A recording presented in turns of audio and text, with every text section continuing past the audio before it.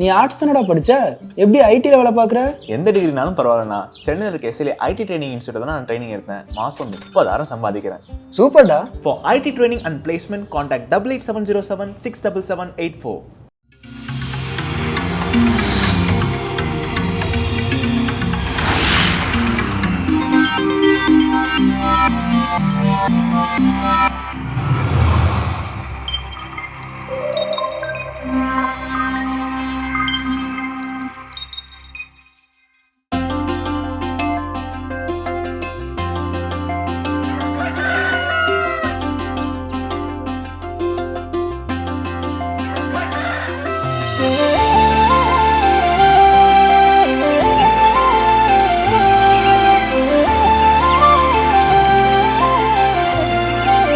மாதா தொலைக்காட்சி அன்புள்ளங்கள் அனைவருக்கும் கடவுள் வணக்கம் நிகழ்ச்சியின் அன்பான வணக்கங்கள். வணக்கம் கல்பனா, எப்படி இருக்கிறீங்க? வணக்கம் ஜோ, நீங்க எப்படி இருக்கீங்க? மகிழ்ச்சி, ரொம்ப சிறப்பா உற்சாகமா இருக்கிறேன். ஒரு மகிழ்ச்சியான முகத்தை பாக்குறப்போ ஆட்டோமேட்டிக்கா நம்மளுக்கும் அந்த முகம் வந்து மகிழ்ச்சியாவும் மலரும் வண்ணமாவும் இருக்கும் அப்படின்றதுல எந்த சந்தேகமும் கிடையாது. நாங்களும் மகிழ்ச்சியா இருக்கோம். ஏன்னா இன்னைக்கு நாங்க தான் கதை சொல்ல போறோம். சொல்லுங்க. ஒரு அம்மாவும் ஒரு பையனும் அவங்க வீட்டுக்குள்ள உட்காந்து பேசிட்டு இருக்காங்க. இன்ட்ரெஸ்டா அவங்களும் ஒரு கதை மாதிரி சொல்லிட்டே இருக்கும்போது திடீர்னு என்ன ஆயிடுச்சு, கரண்ட் போயிடுச்சு. அப்படியே அந்த பையன் வந்து அம்மா அச்சோ கரண்ட் போயிடுச்சு அம்மா அப்படின்னா, இல்லடா பயப்படாத, அம்மா வந்து அங்கே விண்டோ கிட்ட வந்து கேண்டிலும் மேட்ச் பாக்ஸும் வச்சிருப்பேன், நீ இப்போ அதை ஏற்றிட்டு வாடா கண்ணா அப்படின்னு சொல்லி அனுப்புறாங்க. அந்த பிள்ளையும் போய் கேண்டில் போய் ஏற்றுறாங்க. ஃபர்ஸ்ட் ட்ரை பண்றாங்க, அணைஞ்சு போச்சு. மறுபடியும் ட்ரை பண்றாங்க, அணைஞ்சு போச்சு. அந்த மாதிரி அவர் ட்ரை பண்ணி கடைசி ஒரு குச்சி மட்டும் அவர் வச்சுட்டு இருக்காரு. இது அவங்க அம்மா பார்த்துட்டு தான் இருக்காங்க. சரி என்னதான் பண்றான், கடைசியில ஏத்துறானா இல்லையா அப்படின்ட்டு கடைசி குச்சியில ஏத்திட்டான்.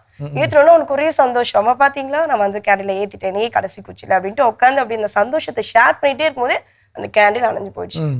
அதுக்கு முன்னாடி அந்த பிள்ளை என்ன பண்ணுச்சு, எதனால கேண்டில் எரியல அப்படின்ட்டு அதை யோசிக்கிறப்போ சுத்தி விண்டோ ஓப்பன்ல இருந்து அதெல்லாம் க்ளோஸ் பண்ணிட்டு அந்த கடைசி குச்சியை கூட ஏத்துனாங்க. ஏத்தனோன்னா அது எரிஞ்சதே சொல்லிட்டு சந்தோஷமா வந்து உட்காந்தாங்க. அந்த சந்தோஷம் நினைக்க கூட இல்லை, அதுக்குள்ள அது அணைஞ்சு போச்சு, ஒரு மாதிரி ஷேட் ஆயிட்டான். உடனே அந்த இடத்துல தன் தாய், அதான் அவங்க வந்து ஒரு அட்வைஸ் எப்பவுமே எல்லாருமே கொடுப்பாங்க தானே, அம்மா சொன்னாங்க, கண்ணா நீ இப்ப வந்து இந்த கவனம்னு ஒண்ணு எடுத்த பத்தியா, கடைசி குச்சியில அது நீ முதல் குச்சியில எடுத்திருந்தேன்னா இத்தனை குச்சி வந்து நீ வந்து வேஸ்ட் பண்ணிருக்க மாட்டேன். அதே மாதிரிதான் நம்மளுடைய வாழ்க்கையிலையும் நமக்கு கிடைக்கக்கூடிய முதல் வாய்ப்பையே கடைசி வாய்ப்பா நம்ம நினைச்சோம் அப்படின்னா அந்த முதல் வாய்ப்பே வெற்றிகரமா அமையும். அப்படி இல்லை, அப்படி அதை கைவிட்டுட்டோம் அப்படின்னா இந்த அணைந்து போன மெழுகுவத்தி மாதிரி தான் நம்மளுடைய வாழ்க்கையும் இருக்கும் அப்படின்னு சொல்றேன். நிச்சயமா சிறப்பான சிந்தனை அந்த அம்மா அந்த பையனுக்கு மட்டும் இல்ல நம்ம எல்லாருக்குமே சொல்லியிருக்கிறார்கள். வாழ்க்கையில எப்படி பயிற்சி எடுக்கணும் அப்படின்னு பாத்தீங்கன்னா, இது வரைக்கும் நான் ஜெயிச்சதே இல்லடா அப்படிங்கிற மாதிரி வெறித்தனமா என்ன பண்ணணும், பயிற்சி எடுக்கணும். அந்த பயிற்சியை செயல்படுத்துகின்ற பொழுது எப்படி செயல்படுத்த வேண்டும் அப்படின்னா, இது வரைக்கும் என் வாழ்க்கையில் நான் தோத்ததே இல்லடா அப்படிங்கிற மாதிரி பெர்ஃபார்ம் பண்ணணும். So practice like a devil, அதாவது நான் இது வரைக்கும் வெற்றி பெற்றதே இல்லை அந்த மாதிரி என்ன பண்ணணும், பயிற்சி எடுக்க வேண்டும். பெர்ஃபார்ம் பண்றப்ப இது வரைக்கும் நான் தோல்வியை ஒரு முறை கூட சந்தித்ததே இல்லை என்ற நம்பிக்கையோடு என்ன பண்ணுவோம். ஸோ அப்போ நம்முடைய வாழ்க்கையில் எப்போதும் நிச்சயமாக வெற்றி பெற முடியும். சிறப்பான நாள், சிறப்பான சிந்தனை. இந்த சிந்தனையோட இன்னைக்கு நாளை தொடங்கலாம். இப்போ பாலை தரிசனம் பார்க்கலாம்.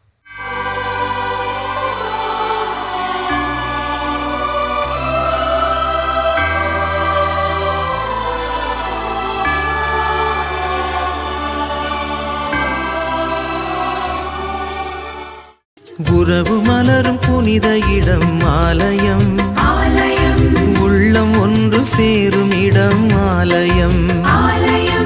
உறவு மலரும் புனித இடம் ஆலயம், உள்ளம் ஒன்று சேரும் இடம் ஆலயம். உணர்வு பெருகிட உயர்வு அடைந்திட உண்மை வழி செல்லும் வாழ்வும் ஆலயம்.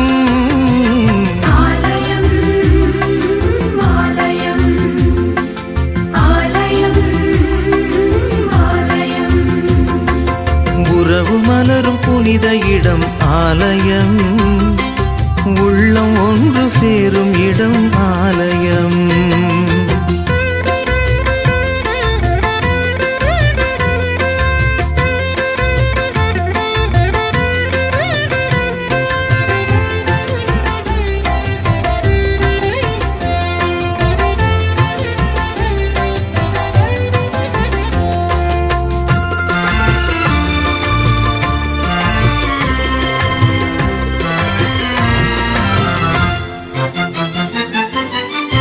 இயற்கை காத்திடும் மாந்தர் வாழிடம்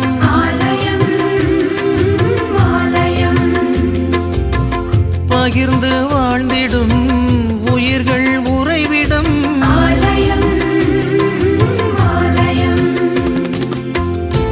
மனிதத்தை உயிரென மதித்திடும் உள்ளங்கள், மானுடர் வாழ்வுக்காய் தனை தரும் நெஞ்சங்கள், நம்பிக்கை செய்தி சொல்லும் நண்பர்கள், உண்மைக்காய் உயிரை இழக்கும் ஜீவன்கள், எல்லோரும் இறைவன் உறையும் ஆலயம், எல்லோரும் இறைவன் உறையும் ஆலயம், உறவு மலரும் புனித இடம் ஆலயம், உள்ளம் ஒன்று சேரும் இடம் ஆலயம்.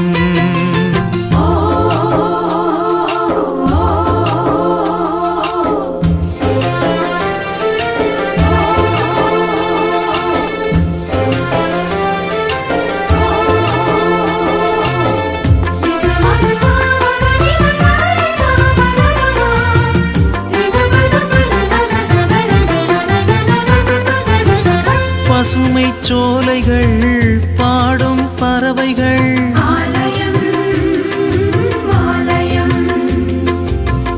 காற்றும் வானமும் கடலும் மலைகளும்,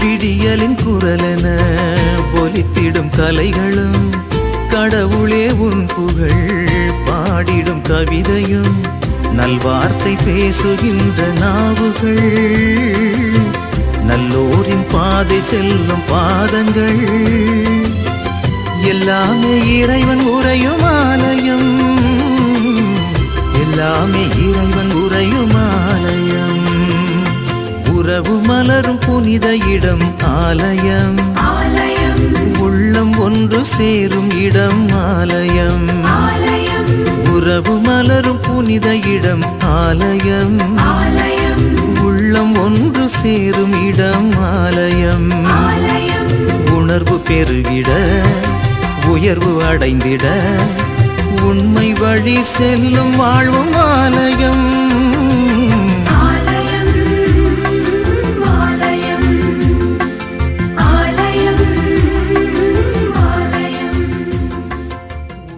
சிறப்பான அழகான ஆலய தரிசனம் நம்ம பார்த்து விட்டோம். எஸ், இந்த இணைய காலை வேலையை நம்ம தொடங்கிட்டோம். இன்றைய கடல் வணக்கம் நிகழ்ச்சியில இருந்து கண்டிப்பா ஏதோ ஒண்ணு நம்ம வந்து மூட்டையா கொண்டு போறோமோ இல்லையோ, ஆனா மனசு ஃபுல்லா நிறைவா எங்க கொண்டு போகணும் அப்படின்னா இன்னைக்கு நம்ம என்ன கடத்தி கொண்டு போக போறோம். ஸோ இன்னைக்கான சிந்தனை என்ன அப்படின்னா, நம்ம கடவுள் வணக்கம் நிகழ்ச்சி கடந்த காலங்களில் ஒரு நிகழ்ச்சியில நம்ம பேசியிருக்கிறோம். கணவன் மனைவிக்கிடையே எந்தெந்த கேள்விகள் கேட்கப்படக்கூடாது, கேட்கப்பட தேவையில்லாத கேள்விகள் என்ன. அப்போ அத ஸ்கிரிப்டை பத்தி நண்பர்கள்ட்ட பேசிருக்கிறப்போ, சரி இதை கேட்கக்கூடாதுன்னு சொல்லி அப்ப என்னதாயா கேட்கணும் அப்படின்னு ஒரு கேள்வி நினைச்சேன். ஸோ அப்போ அந்த கேள்விக்கு அப்போ தான் உதயமாச்சு இன்னைக்கு நம்ம பேசக்கூடிய அந்த ஸ்கிரிப்ட். ஸோ அப்போ என்னன்னா, கணவனும் மனைவியிடமும் மனைவி கணவனிடமும் கேட்க வேண்டிய கேள்வி இதெல்லாம் கண்டிப்பா என்ன பண்ணுங்க, கேளுங்க. இது வரைக்கும் கேட்கலன்னா அட்லீஸ்ட் இன்னைக்காவது என்ன பண்ணுங்க, நோட் பண்ணுங்கப்பா. ஸோ அப்போ அதில் முதல் கேள்வி என்ன கேள்வி அப்படின்னா, are you truly happy in this married life? இந்த திருமண வாழ்வில் நீங்கள் உண்மையாகவே மகிழ்ச்சியாக இருக்கிறீர்களா அப்படின்னு சொல்லி கணவன் மனைவி கிட்டையும் மனைவி கணவன் கிட்டையும் என்ன பண்ணுங்க, கேளுங்க. அது ஒரு தடவை தான் 2 தடவை தான் அப்படின்னு இல்லை, எப்பெல்லாம் நேரம் கிடைக்குதோ, எப்பெல்லாம் வாய்ப்பு இருக்குதோ, எப்பெல்லாம் தோணுதோ அந்த மாதிரியான நேரங்கள்ல இது வந்து ரொம்ப ரொம்ப முக்கியமான அற்புதமான ஒரு கேள்வி. அப்ப இந்த கேள்வியோட இந்த திருமண வாழ்க்கையில் உங்களுக்கு இல்லையா சந்தோஷமா இருக்கீங்களா அப்படின்னு கேட்கணும். நிச்சயமா. ஆமா, திருமண வாழ்க்கையில வந்து கணவன் மனைவி கிட்ட யார்கிட்டனாலும் கேட்கலாம். அதான் சொல்றேன், கணவன் மனைவி கிட்டயோ மனைவி கணவன் கிட்டயோ நீங்க வந்து மகிழ்ச்சியா இருக்கிறீங்களா, அந்த திருமண வாழ்க்கை பிடித்தமானதா இருக்கிறதா அப்படின்னு சொல்லி. நிச்சயமாக எல்லாருக்குமே குறைவு போட்டுக்கொள்ள 1000 காரணம் இருந்தாலும் அது நிறைவாக சொல்வதற்கு அதை காட்டிலும் அதிகப்படியான காரணங்கள் இருக்கும். அப்பந்தான் அதை என்ன பண்ணுவோம், ஏன்னா கேட்கறாங்களே ஐயோ நம்ம நெகட்டிவா சொல்லிடக்கூடாதுன்னே சொல்லி அந்த டைம் என்ன பண்ணுவாங்க, தேடுவாங்க. அப்போ தேடுறப்பதான் வாழ்க்கையில் இருக்கக்கூடிய அந்த மகிழ்ச்சியான தருணங்கள் என்னங்கிறது கிடைக்க வரும். கண்டிப்பா. இன்னும் இது போன்ற கேள்விகள் என்னென்ன கேட்கணும் அப்படின்றத தொடர்ந்து பேசுவோம். இப்ப அடுத்த பகுதி பார்க்கலாம்.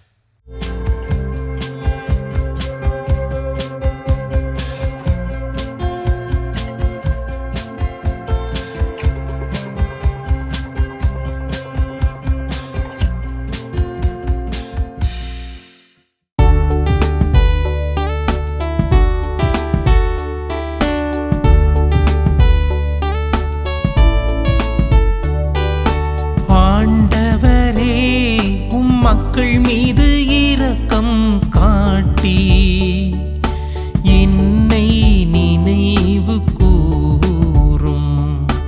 ஆண்டவரே உம் மக்கள் மீது இரக்கம் காட்டி என்னை நினைவு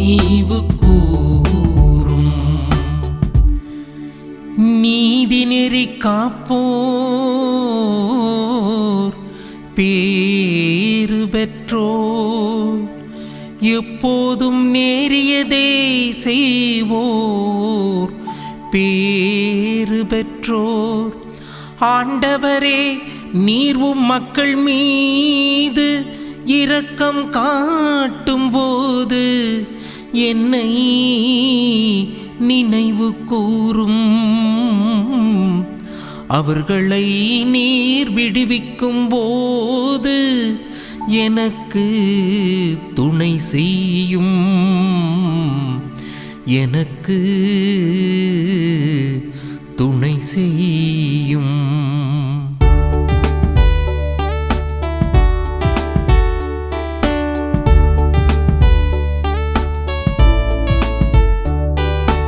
ஆண்டவரே, உம் மக்கள் மீது இரக்கம் காட்டி என்னை நினைவு கூரும். ஆண்டவரே, உம் மக்கள் மீது இரக்கம் காட்டி என்னை நினைவு கூரும். வேற்றினத்தாரோடு கலந்து உறவாடி அவர்களின் வழக்கங்களை கற்றுக்கொண்டனர். அவர்களின் தெய்வச் சிலைகளை தொழுதனர். அவையே அவர்களுக்கு கண்ணிகளாயின. அவையே அவர்களுக்கு கண்ணிகளாயின.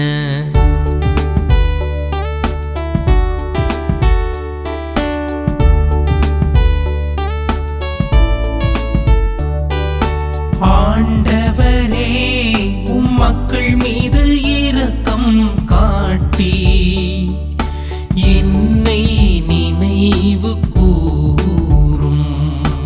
ஆண்டவரே, உம் மக்கள் மீது இரக்கம் காட்டி என்னை நினைவு கூரும். இயேசு கிறிஸ்துவில் பிரியமான மாதா தொலைக்காட்சி நேயர்களே, உங்கள் அனைவருக்கும் இனிய காலை வாழ்த்துக்களை தெரிவித்துக் கொள்கின்றேன். இந்த காலை பொழுதில் தினம் ஒரு திருப்பாடல் நிகழ்ச்சி வழியாக உங்களை சந்திப்பதில் நான் பெருமகிழ்வு கொள்கின்றேன்.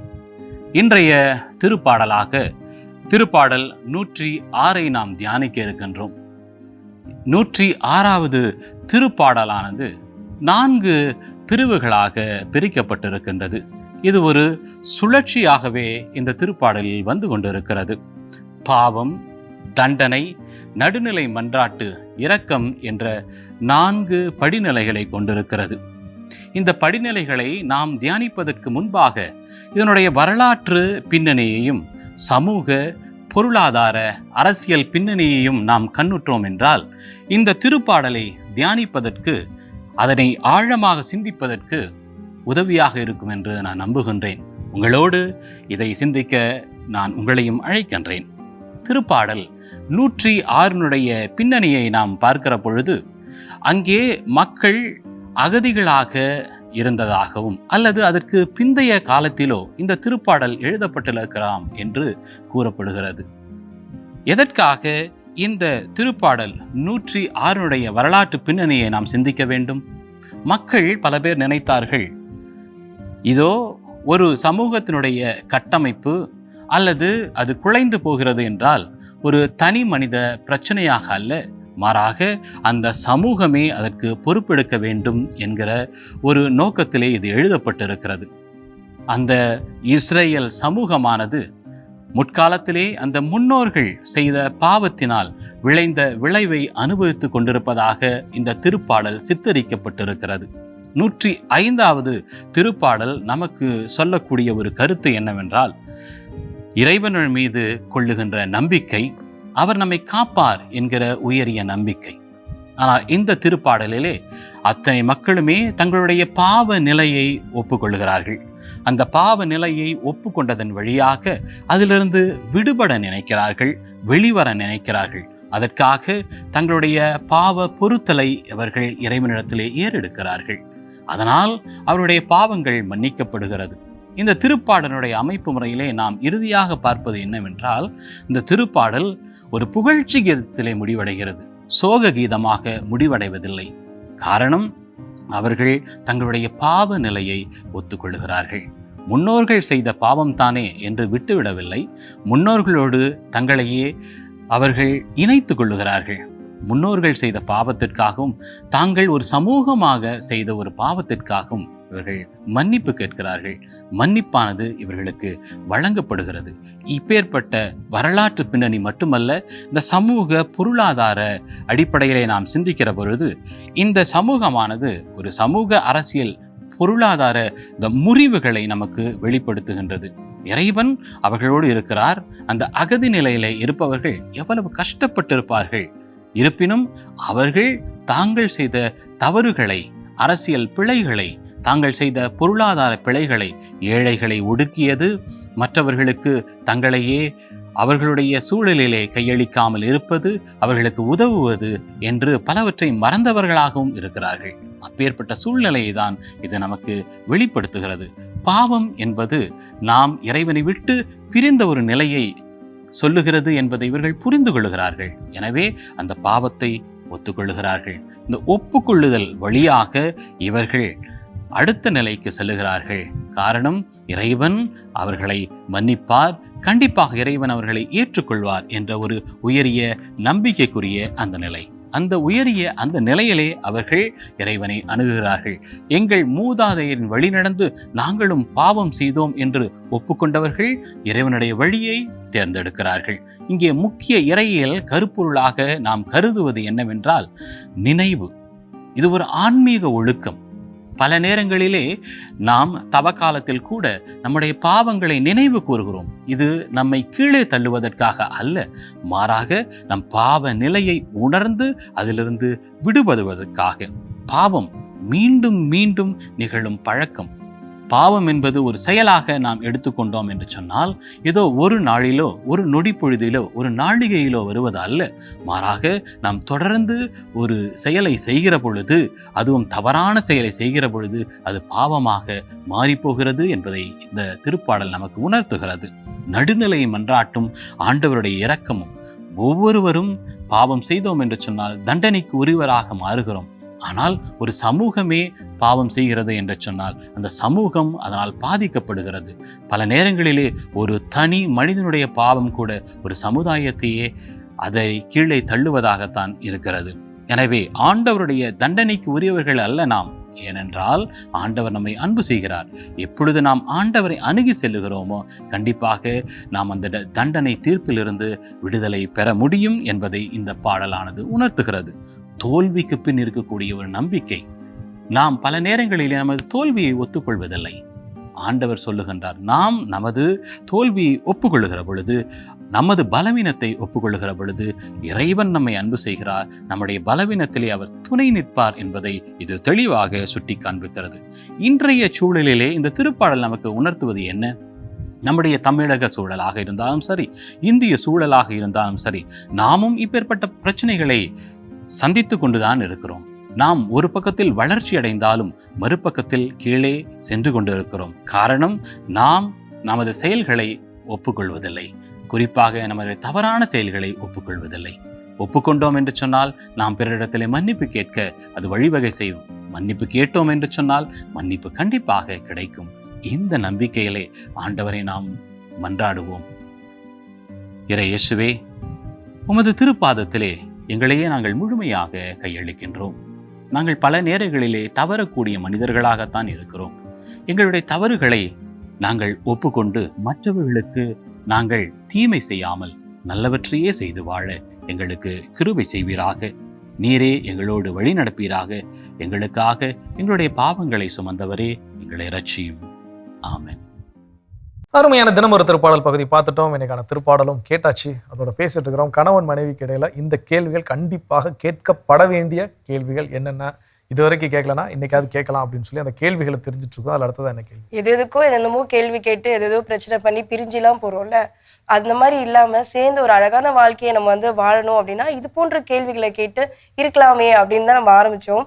அந்த வகையில ஏதோ ஒரு நேரத்துல, ஏதோ ஒரு தருணத்துல நீங்க சொன்ன வார்த்தை எனக்கு புரியாமலோ இல்ல நான் கேட்காமலோ இருக்கும் பொழுது உங்களுடைய அந்த ஃபீல் எப்படிங்க இருந்துச்சு அப்படின்ற அந்த கேள்வியே கேட்கணுமா? கண்டிப்பா, ஏன்னா அது ரொம்ப முக்கியமான கேள்வி. நம்ம வாழ்க்கையில பல தருணங்கள் என்ன பண்ணிருப்போம், கணவன் மனைவியாக கடந்து வந்திருப்பாங்க. அப்ப கடந்து வந்திருக்கின்ற பொழுது ஏதோ ஒரு தருணத்துல ஐயோ அன்னைக்கு உங்க பேச்சை நான் அப்படி கேட்டிருக்கணுமே, நான் கேட்காம இருந்தது என்னுடைய தப்பு தான் அப்படின்னு சொல்லி கணவன் மனைவி கிட்டயோ இல்ல மனைவி கணவன் கிட்டயோ சொல்லுவாங்க.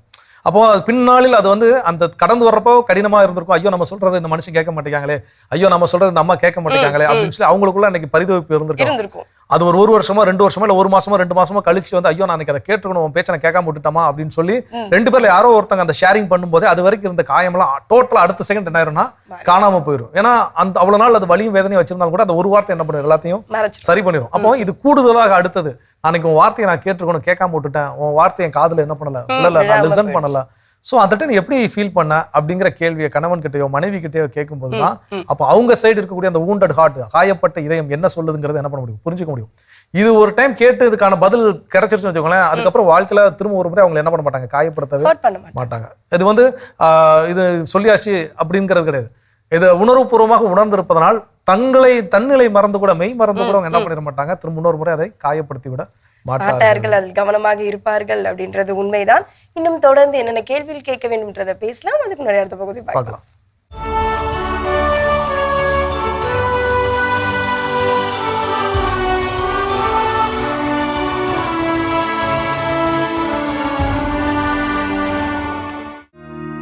பிப்ரவரி 12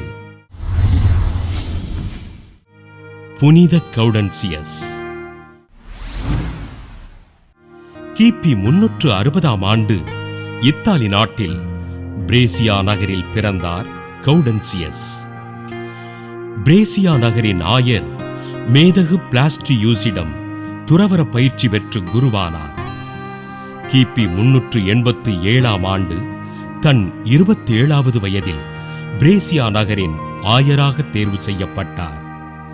பிரேசியா நகரின் மக்களை கத்தோலிக்க விசுவாசத்தில் வேரூன்றச் செய்து குருக்களுக்கு ஆன்மீக வழிகாட்டியாக திகழ்ந்தார். கிபி 390ஆம் ஆண்டு அந்தியோக்கியா நகரின் ஆயர் கிறிஸ்தோஸ்தம் நாடு கடத்தப்பட ஆயர் கௌடன்சியஸ் அவரை மீட்பதற்கு சென்று ஏதென்ஸ் நகரில் கைது செய்யப்பட்டு துன்புறுத்தப்பட்டார். எளிய மக்களோடு உணவருந்தி மக்களின் அன்பிற்கு சொந்தமானார். கிபி 427ஆம் ஆண்டு தம் 67வது வயதில் இறைப்பதம் சேர்ந்தார். மக்களோடு ஒருவராக வாழ்ந்த இவரை திருச்சபை புனிதராக உயர்த்தி பிப்ரவரி 12ஆம் நாளினை புனித கௌடன்சியஸ் திருநாளாக அறிவித்தது. புனித கௌடன்சியஸ் திருவிழாவினை கொண்டாடுகின்ற நாம் துன்பத்தில் இருப்பவர்களை மீட்டெடுத்து அவர்கள் மகிழ்ச்சியோடு வாழ்வதற்கு உதவிகள் செய்து அவர்களுக்காக ஜெபிப்போம். சிறப்பான இன்றைய புனிதர் பகுதி நம்ம பார்த்துட்டோம். அடிக்கடி கணவன் மனைவிக்குள் கேட்கக்கூடிய கேள்விகளில் அடுத்ததாக என்ன? கேட்கக்கூடிய மட்டும் இல்ல, கேட்க வேண்டிய கேள்விகள். அதான் ரொம்ப ரொம்ப கேட்கணுங்க அப்படின்ட்டு. ஸோ அப்போ அதில் அடுத்ததா சொல்லுங்க, எல்லா கேள்வியும் ரொம்ப முக்கியம். இப்போ அடுத்ததா நம்ம தெரிஞ்சுக்க போற கேள்வியும் கண்டிப்பாக ஒரு தடவை அதை என்ன பண்ணுங்க, கேளுங்க.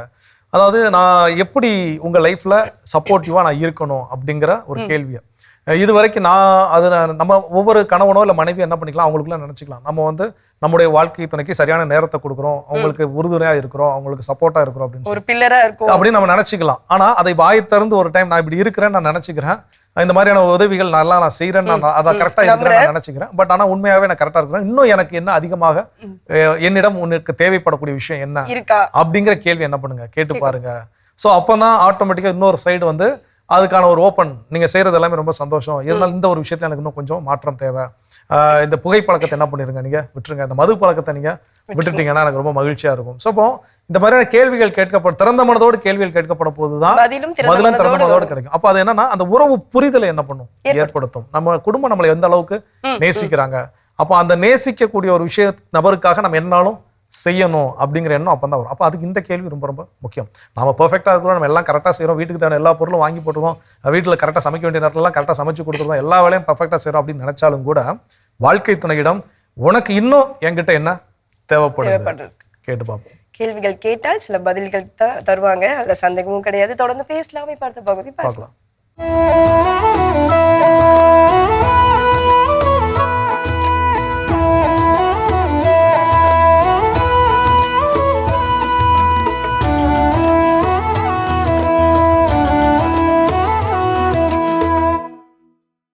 அந்த ஊர் தலைவர் மூச்சிறைக்க ஓடி வந்தார் முல்லாவிடம். முல்லா முல்லா, நம் ஊர் மானத்தை நீங்கள் தான் காப்பாற்ற வேண்டும்.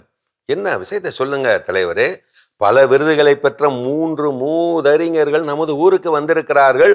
ஆளுக்கொன்றாக 3 கேள்விகளை கேட்கிறார்கள். யாரும் பதில் சொல்லாவிட்டால் ஊருக்கே அவமானமாகிவிடும், பரிசுகளும் தந்து அள வேண்டி இருக்கும் அல்லவா? என்ன செய்ய? இவ்வளவுதானா? நான் பார்த்து கொள்ளுகிறேன், கவலைப்படாமல் நீங்கள் போங்கள். அந்த நாள் வந்தது. போட்டியில் கலந்து கொள்கிறார் முல்லா என்று பெருங்கூட்டம் கூடிவிட்டது. வந்தவர்கள் சென்று வந்த இடங்களிலெல்லாம் பெற்ற விருதுகளை காட்டி காட்டி பெருமை பேசிவிட்டு அமர, அவர் எதிரில் முல்லாவும் கம்பீரமாக அமர முதல் அறிஞர் கேள்வியை கேட்டார். இந்த உலகத்தின் மைய பகுதி எது? மாட்டிக்கொண்டார் முல்லா என கூட்டம் நினைத்தது. ஆனால் முல்லாவோ கொஞ்சமும் யோசிக்கவில்லை. அதோ வெளியில் நிற்கிறதல்லவா எனது கழுதை, அது நிற்கும் இடம்தான் உலகின் மையப்பகுதி. அந்த இடமா? அதை நிரூபிக்க முடியுமா? நான் ஏன் நிரூபிக்க வேண்டும்? நான் சொல்லுவது தவறு என்று நீங்கள் தானே நிரூபிக்க வேண்டும். அமைதியாகி போனார் முதல் அறிஞர். அடுத்த அறிஞர் அடுத்த கடினமான கேள்வியை அலாக்காக வீசினார். வானத்தில் எத்தனை நட்சத்திரங்கள் உள்ளன சொல்லு முல்லா. அதே கழுதையை சுட்டிக்காட்டி இப்பொழுது சொல்லிவிட்டார் முல்லா. அதோ வெளியில் நிற்கிறது பார் என் கழுதை. அதன் உடம்பில் எத்தனை ரோமங்கள் உள்ளனவோ அத்தனை நட்சத்திரங்கள். வேண்டுமானால் எண்ணி பார்த்து விடுங்கள், இரண்டும் சரியாக இருக்கும். ரோமங்களை எண்ணி பார்க்கவா இங்கே வந்தோம் என்று நொந்து வெந்து நூடுல்ஸ் ஆகி அந்த 2ஆம் ஞானியும் கப்சுப் ஆகிவிட்டார். 3ஆம் அறிஞர் மிக மிக கடினமான கேள்வியை அலட்டிக்காமல் அடுக்கினார். மக்கள் கடைபிடிக்க வேண்டும் என்று சான்றோர்கள் உண்டாக்கி வைத்துள்ள நன்னெறிகள் எத்தனை? கேட்டுவிட்டு இருமாப்போடு முல்லாவையும் சபையையும் பார்க்க, போட்டியில் வெல்வாரா முல்லா என்று சபையே ஆழ்ந்து நினைத்து கொண்டிருக்க சொல்லிவிட்டார் முல்லா. இது மிகவும் சுலபம். உங்கள் 3 பேரின் தாடிகளிலும் உள்ள ரோமங்களை கூட்டினால் எத்தனை வருமோ அதை 3ஆல் வகுத்தால் என்ன வருமோ அத்தனை. சொன்னது மட்டுமல்லாமல் சொல்லிவிட்டு நான் வேண்டுமென்றால் பிடுங்கி எண்ணி எத்தனை என்று காட்டவா என்று விரைந்து எழுந்து முடி பிடுங்க அருகே போன முல்லாவை பார்த்தவுடன் நாங்கள் தோற்றுவிட்டோம் என்று அவர்கள் வாங்கி காட்டிய அத்தனை விருதுகளையும் அங்கேயே போட்டுவிட்டு தலைதெறிக்க ஓடிவிட்டார்களாம் அந்த ஞானிகள். 3 மூதறிஞர்களை வென்ற முல்லா வாழ்க என்று முல்லாவை ஊரே முழக்கமிட்டு கொண்டாடியதாம். மமதை மானிடர்களை மண்ணாங்கட்டியை வைத்து கூட மாய்த்து விடலாம். எதிர்நோக்கும் பிரச்சனைகளை மாற்ற முடியாது. எதையும் எதிர்நோக்காவிட்டால் மாற்றங்களும் இருக்காது. ஒருவரிடமிருந்து வரும் கேள்விகளை விட அவரிடமிருந்து வரும் பதில்களே புத்திசாலித்தனத்தை காட்டுவதாக இருக்கும். வளைந்து கொடுக்காத கேள்விகள் கூட புத்திசாலித்தனமான பதிலை கண்டு வளைந்து கொடுத்துவிடும். எனக்கு மட்டும் ஏன் இப்படி என்ற கேள்விக்கு சில சமயங்களில் பதிலே இருப்பதில்லை, கிடைப்பதில்லை. நினைவில் கொள்ளுங்கள், விடை காண முடியாத சில கேள்விகள் இதயத்தில் எழும்போதுதான் வாழ்க்கையை ருசிக்க ஆரம்பிக்கிறது. உன்னிடம் என்ன இருக்கிறதோ அதற்கு நன்றியுடன் இரு. ஏனென்றால் இங்கு பலர் எதுவுமே இல்லாமல் வாழ்க்கையை கழித்து கொண்டிருக்கிறார்கள். நமக்கு யாருமே இல்லைன்னு புலம்பி திரியறதை விட நம்மளை கேள்வி கேட்க ஆளே இல்லைன்னு கெத்தா வாழ்ந்துட்டு போயிடணும் என்ன நான் சொல்றது. அருமையான கதைகள் 1000 பகுதி பார்த்துட்டோம். இன்னைக்கான கதையும் சிந்தனையும் கேட்டாச்சு. அதோட பேசிட்டு இருக்கிறோம். கணவன் மனைவிக்கு இடையில் இந்த கேள்விகள் எல்லாம் நிச்சயமாக கேட்க வேண்டிய கேள்விகள் என்னென்ன அப்படின்னு சொல்லி அதில் அடுத்ததான் என்ன சொல்றாங்க? அடுத்ததா பாத்தீங்கன்னா, நான் உங்களை ஏதாவது ஒரு தருணத்துல காயப்படுத்தியிருக்கேனா? நிறைய விஷயத்துல பண்ணியிருக்கமா? இப்ப எதுக்கு அந்த கேள்வி கேட்கிற அப்படின்லாம் கேள்வி வரும். இருந்தாலும் இந்த கேள்வியை நீங்க பதிவு செஞ்சே ஆகணும் அப்படின்றதுதான். ஏதோ ஒரு தருணத்துல காயப்படுத்திருப்பாங்க, இல்ல ஏதோ ஒரு வார்த்தை சொல்றப்போ அதை நம்ம புரிஞ்சுக்காம கூட நம்ம பதில் ஏதாவது கொடுத்துருப்போம், அதனால ஹர்ட் ஆயிருப்பாங்க. ஸோ அப்படிப்பட்ட ஏதாவது ஒரு தருணம் இருக்காங்க அப்படின்றத நம்ம கேட்கணும். நிச்சயமாக இது ரொம்ப முக்கியமான கேள்வி. அப்பதான் அவங்க காயப்பட்ட அந்த வழி என்ன அப்படிங்கிறத உணர்ந்து கொள்ள முடியும். என்னை அன்னைக்கு நீங்க இப்படி திட்டிட்டீங்க 4 பேர் முன்னாடி, எனக்கு அது ரொம்ப அசிங்கமா போச்சு, அவமானமா போச்சு அப்படின்னு அந்த ஓப்பனா திறந்த மனதோடு பகிர்ந்து கொள்கிற பார்த்தீங்க. இன்னும் 2 பேருக்கும் ஒரு அண்டர்ஸ்டாண்டிங் வேணும். இந்த கேள்வி வந்து ஒருத்தரை குற்றப்படுத்துவதற்கோ நியாயப்படுத்துவதற்கோ கிடையவே கிடையாது. அந்த நல்ல உறவு புரிதலை ஏற்படுத்துவதற்கு தான். அப்போ கேள்வி கேட்கறவங்களும் அந்த கேள்விக்கான பதில் காயப்படுத்தும் வண்ணம் இருந்தாலும், அதை ஏற்றுக்கொள்வதற்கு கடினமாக இருந்தாலும், அதை காது கொடுத்து கேட்கணுங்கிற மனநிலையோடு என்ன பண்ணணும் இந்த மாதிரியான கேள்விகள். இல்லைன்னா இந்த கேள்வி என்ன பண்ணா அப்புறம் பெரிய சண்டை, சின்ன சண்டை பெரிய சண்டையா மாறிடும். ஸோ அப்போ இந்த தருணங்கள்ல என்னை நீங்க காயப்படுத்தும் வண்ணமா பேசிட்டீங்க அப்படிங்கிறது அப்போ அந்த புரிதலை கொடுப்பதற்கு. அப்போ நாளைக்கு வெளியே எந்த இடத்துலையும் யாரும் முன்னாடி என்ன பண்ணக்கூடாது, மனைவியோ கணவரோ என்ன பண்ணக்கூடாது, விட்டு கொடுக்க கூடாது, திட்டக்கூடாது இப்படிங்கிற ஒரு சில விஷயங்கள் எல்லாம். அப்போ இந்த கேள்விக்கான விடை ரொம்ப ரொம்ப முக்கியம். இந்த கேள்வியும் இன்னொருத்தவங்க கிட்ட கேட்கறது ரொம்ப ரொம்ப முக்கியம். இன்னும் இது போன்ற முக்கியமான கேள்விகளை என்னென்ன இருக்குன்றது தொடர்ந்து பேசலாம். அதுக்கு முன்னாடி அடுத்த பகுதி பார்க்கலாம்.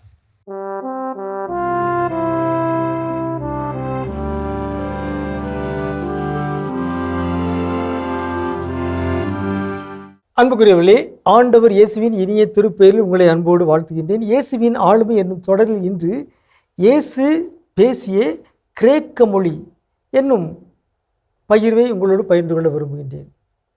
ஒருவரது ஆளுமையில் அவரது மொழி புலமையும் அடங்குகிறது. ஒன்றுக்கு மேற்பட்ட மொழிகளை பேசுபவர்கள், புரிந்து கொள்பவர்கள், வாசிப்பவர்கள் ஆளுமை திறன் மிக்கவர்கள். மொழி புலமை ஆளுமையை உயர்த்துகிறது. இயேசுடைய தாய்மொழி அரமாயிக். இயேசு எபிரேய மொழியையும் அறிந்திருந்தார். இயேசு கிரேக்க மொழியையும் அறிந்திருந்தார் என்பதற்கு சில விவிலிய சான்றுகள் இருக்கின்றன. இயேசு பள்ளிக்கூடத்திற்கே செல்லவில்லை, முறை சார்ந்த கல்வி கற்கவில்லை, ஆனால் முறைசாரா கல்வியை கற்றிருந்தார். 3 எடுத்துக்காட்டுகளை பார்க்கலாம். மார்க் 7:26 நாம் ஒரு செய்தியை பார்க்கின்றோம். ஒரு பெண் இயேசுவிடம் வந்து தன்னுடைய மகளுக்காக மன்றாடுகிறார். அவர் ஒரு கிரேக்க பெண், சிறிய பெனிசிய இனத்தைச் சேர்ந்தவர். அவர் தம் மகளிடமிருந்து பேயை ஓட்டி விடுமாறு அவரை வேண்டினார். அப்போ இந்த கிரேக்க பெண் ஒருவேளை கிரேக்க மொழியில் பேசியிருக்கலாம், இயேசுவும் அவருக்கு கிரேக்க மொழியில் பதில் கொடுத்திருக்கலாம் என்பது நம்முடைய ஒரு ஊகம். இது ஒன்று. இரண்டாவதாக யோவான் 12:20 நாம் வாசிக்கின்றோம், வழிபாட்டுக்காக திருவிழாவுக்கு வந்தோருள் கிரேக்கர் சிலரும் இருந்தனர். அவர்கள் இயேசுவை காண விரும்பினர். யோவான் 12:20 நம்ம வாசிக்கிறோம். எனவே அவங்க வந்து சொல்கிறாங்க, இப்படி நாங்கள் வந்து இயேசுவை காண விரும்புகிறோம், ஐயா இயேசுவை காண விரும்புகிறோம் என்று பிலிப்பிடம் வந்து சொல்கிறாங்க. பிலிப்பு அந்திரேயிடம் வந்து அது பற்றி சொன்னார். அந்திரேயாவும் பிலிப்பும் இயேசுவிடம் சென்று அதை தெரிவித்தனர். அதுக்கு தலைப்பை கொடுத்துருக்காங்க, கிரேக்கர் இயேசுவை காண விரும்புதல். ஆகவே கிரேக்கர்கள், கிரேக்க மொழி பேசியவர்கள் இயேசுவை காண விரும்பினார்கள். சீடர்கள் அவர்களை அழைத்து வந்தார்கள். இயேசு அவர்களை சந்திக்கின்றார். அவர்களோடு ஒருவேளை இயேசு கிரேக்க மொழியில் உரையாடி இருப்பார் என்று நாம் ஊகம் செய்து கொள்ளலாம். 3வது எடுத்துக்காட்டாக நாம் பார்க்கிறோம் யோவான் நற்செய்தி 7:35. யோவான் 7:35 இயேசுவை பிடிக்க ஆட்களை அனுப்புகிறார்கள். யூதர்கள் சொல்கிறாங்க, நாம் காண முடியாதவாறு இவர் எங்கே செல்ல போகிறார்? ஒருவேளை கிரேக்கரிடையே சிதறி வாழ்வோரிடம் சென்று கிரேக்கருக்கு கற்றுக் கொடுக்க போகிறாரோ? கிரேக்கருக்கு கற்றுக் கொடுக்க போகிறார் என்று யூதர்கள் தமக்குள் பேசிக்கொண்டார்கள். அப்போ கிரேக்கருக்கு கற்றுக் கொடுக்கணும்னா இயேசுக்கு கிரேக்க மொழி தெரிந்திருக்க வேண்டும் அல்லவா? இவையெல்லாம் அருமையான சான்றுகள். ஆகவே விவிலிய அறிஞர்கள் முரண்படுகிறார்கள். சிலர் சொல்கிறார்கள் இயேசுக்கு கிரேக்கம் தெரிந்திருந்தது, சிலர் சொல்கிறார்கள் இயேசுக்கு கிரேக்க மொழி தெரிந்திருக்க வாய்ப்பில்லை. ஆனால் நான் சொன்ன இந்த 3 சான்றுகளும் இயேசுவுக்கு கிரேக்க மொழி தெரிந்திருப்பதற்கான வாய்ப்புகள் அதிகமாக இருக்கின்றன என்பதை காட்டுகின்றன. மொழி புலமை ஒருவரது ஆளுமையை உயர்த்துகிறது.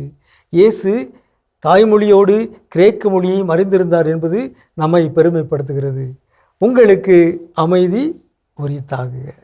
மிக சிறப்பான இயேசுவின் ஆளுமைகள் நம்ம பார்த்துட்டோம். கணவன் மனைவிக்குள் கேட்க வேண்டிய கேள்விகள் அடுத்ததாக. ஸோ அடுத்ததாக என்ன கேள்வி சொல்கிறாங்க அப்படின்னா, கணவன் மனைவி கிடையில நம்மளுடைய வாழ்க்கை, திருமண வாழ்க்கையின் அந்த மகிழ்ச்சியான ஒரு தருணம், திருமண வாழ்க்கையின் அன்பை உணர்ந்த அந்த தருணம் எது? எல்லாரும் நிச்சயமா வாழ்க்கை ஒரு முறையாவது என்ன பண்ணிருப்பாங்க அப்படின்னா, அந்த திருமண வாழ்க்கை ஒரு தடவையாவது அந்த தருணத்தை உணர்ந்திருப்பாங்கன்னு சொல்லுவாங்க. கண்டிப்பா குறைஞ்சது ஒரு தடவையாவது நான் சொல்றேன். ஏன்னா அப்படி ஒரு தருணம் இல்லவே இல்லைன்னு எந்த திருமண வாழ்க்கையில என்ன பண்ண முடியாது, சொல்ல முடியாது. ஒன்று அவங்க கணவன் வந்து மனைவியை ரொம்ப லவ்லியா ஃபீல் பண்ண வச்சிருப்பாங்க, இல்லை மனைவி கணவர் ரொம்ப லவ்லியா ஃபீல் பண்ண வச்சிருப்பாங்க. ஒரு சின்ன சர்ப்ரைஸ் கிஃப்ட் கூட பெரும்பாலான மனைவிகளுக்கு எதிர்பார்க்கக்கூடிய விஷயம் என்னன்னா, அந்த பிறந்த நாள் என்ன, திருமண நாள் என்ன, இதெல்லாம் மறக்காம அந்த மனுஷன் வச்சிருந்தாலே அதுவே பெரிய விஷயம். அதில் ஒரு அந்த நாளில் மறக்காம வச்சிருந்த ஒரு சின்ன ஒரு சர்ப்ரைஸ் கிஃப்ட் கொடுத்தாருன்னு வச்சுக்கோங்களேன், அது அதை விட பெரிய ஒரு விஷயம். ஸோ அப்போ அந்த மாதிரியான லவ்லி மொமெண்ட்ஸ் என்ன நான் என்ன கேக்குறேன்னா, அந்த லவ்லி மூமெண்ட்ஸ் ஒரு தடவையாவது லைஃப்ல பண்ணிருப்பாங்கன்னு சொல்றீங்களே, அதிகம் ஒவ்வொரு நாளும் நடக்க கூடாதுன்னு தான் கேக்குறேன். நடக்கணும்னா இந்த மாதிரி கேள்வி கேட்டா தாங்க நடக்கும். அதுதான் நான் சொல்ல வர்றது. நான் நடக்கவே நடக்கல ஒரு நடக்காதுன்னு நான் தடவை சொல்லல. இனிமேல் அது கணக்கே வேணாம்னு சொல்ல வரேன். நிச்சயமாக எல்லா நாட்களும் நடந்தா நிச்சயமா அது மகிழ்ச்சியாக தான் இருக்கும். அப்ப அந்த வகையில் அதை நடப்பதற்கு இந்த கேள்விகள் என்ன பண்ணும்? கேட்க உறுதியாக வேண்டும். இருக்கும். தொடர்ந்து இன்னும் இது போன்ற கேள்விகள் அதிகமாக இருக்கு, கேட்கலாம். அதுக்கு முன்னாடி ஒரு சின்ன பிரேக் போயிட்டு வந்துடுறேன். நிச்சயமா.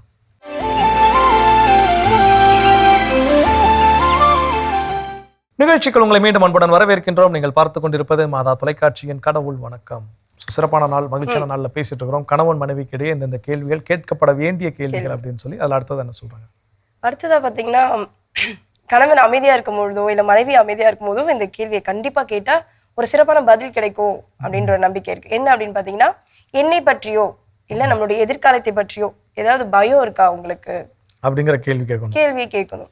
அமைதியா இருக்கிறதானுங்க அந்த பயமே வரும். ஐயோ என்ன அமைதியா இருக்கிறாங்க இப்ப அப்படிங்கிற பயமே. ஏன்னா இதை போய் நம்ம நார்மல் டேஸ்ல கேட்டு வச்சுக்கோங்க, வேலைக்கெல்லாம் போறப்போ உனக்கு ஒரு வேலையே இல்லையா, அதுக்காக தான் ஓடிட்டே இருக்கேன், அந்த பயம் இருக்கிறதால தான் போயிட்டு இருக்கேன் அப்படின்ற மாதிரிலாம் ஒரு பதில் கிடைக்கும் இல்லையா. நம்மளுக்கு அந்த பதில் தேவை கிடையாது. எப்போ அவங்க அமைதியா இருக்காங்களோ அப்ப கேட்டனா உண்மையாவே அவங்க என்ன நினைச்சிட்டு இருக்காங்க மனசுலன்ற அந்த உண்மையான பதில் வரும். நிச்சயமா இது அதை பேசக்கூடிய தருணம்னு ஒன்று இருக்கு. நீங்க சொன்ன மாதிரி எல்லா நேரத்துலயும் இந்த மாதிரியான கேள்வி உட்காந்து எல்லாருக்கும் பேசுறதுக்கு போதுமான நேரங்கள் இருக்கானா, நேரத்தை கண்டுபிடித்து உட்காந்து இந்த மாதிரியான கேள்விகள் கேட்டு பேசும்போது அதுக்கான பதில்களும் அதுக்கான தெளிவுகளும் கிடைக்கும். ஸோ இப்போ இந்த எதிர்காலத்தை குறித்த பயம் அப்படிங்கிறது நிச்சயமா யாருக்குமே தேவையில்லை. ஒருவேளை இந்த கேள்வியில பதில் ஆமா எனக்கு பயமா இருக்கு அப்படின்னு சொன்னா கூட அடுத்து இமீடியட்டா நீங்க இன்னொரு பதிலோட ரெடியா இருக்கணும். கவலைப்படாதீங்க, நான் இருக்கிறேன், நம்ம இருக்கிறோம், எல்லாம் பார்த்துக்கலாம், ஒன்றும் பிரச்சனை இல்லை. ஸோ அப்போ நான் உறுதுணையாக இருக்கிறேன் அப்படிங்கிற விஷயத்தை என்ன பண்ண முடியாது, டைரக்டா சொல்ல முடியும். அதற்கான ஒரு வாய்ப்பை ஏற்படுத்தி தருவதற்காக தான் இது போன்ற கேள்விகள் எல்லாம் கேட்போம். வேற என்ன கேள்விகள் இருக்குங்கிறத தொடர்ந்து பேசுவோம். ஓகே.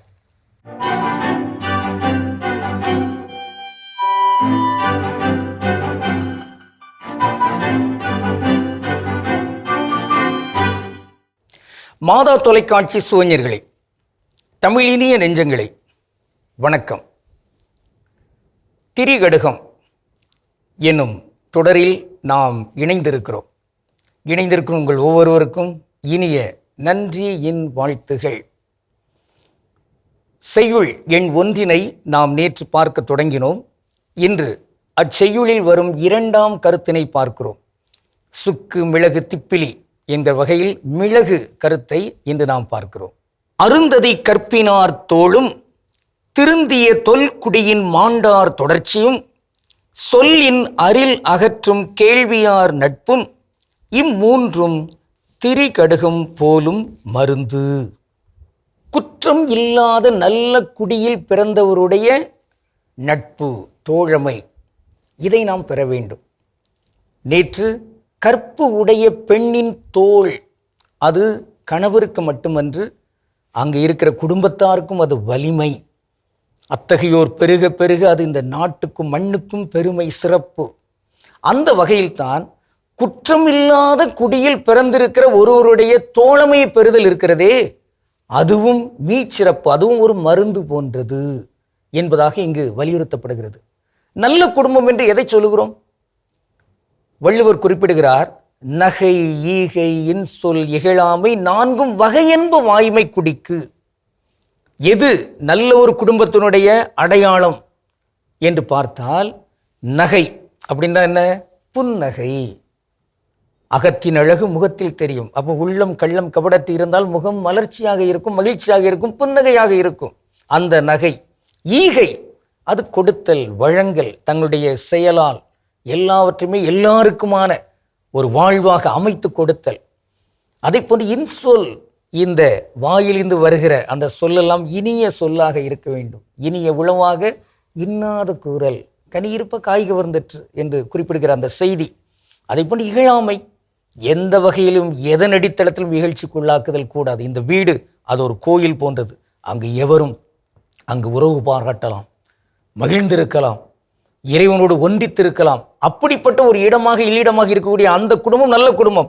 அந்த குடும்பத்தில் பிறந்திருக்கிற, தோன்றி இருக்கிற, வளர்ந்து வருகிற ஒருவருடைய அந்த தோழமை இங்கு நாம் பெற்றோம் என்றால் அது ஒரு மருந்து. அது ஒரு மருந்து. அது ஏதோ நட்பில் கிடைக்கிற ஒரு மகிழ்ச்சி கிடைக்கிறது, ஒரு கொண்டாட்ட உணர்வு கிடைக்கிறது என்பது மட்டுமன்று. அந்த உறவை பெறுகிற ஒருவருக்கு அது மருந்து, அது மிளகு போன்ற ஒரு மருந்து என்பதாக இங்கு 2ஆம் கருத்தாக அந்த செய்யுள் நமக்கு வலியுறுத்துகிறது.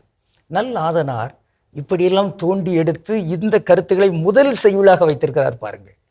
கற்பு, நல்ல மாந்தருடைய அந்த தோழமை என்பதையெல்லாம் உள்ளடக்கி இந்த முதல் செய்யுள். காரணம், இன்று இந்த உலகத்தில் பல தோழமைகள் இருக்கின்றன, பல நட்புறவுகள் இருக்கின்றன. ஆனால் அவையெல்லாம் நற்குடி பிறப்பு நட்புகளா என்றால் அது கேள்விக்குரியது தான். ஆயினும் இந்த நற்குடி பிறப்பு என்பது அது நம் கையில் இல்லை.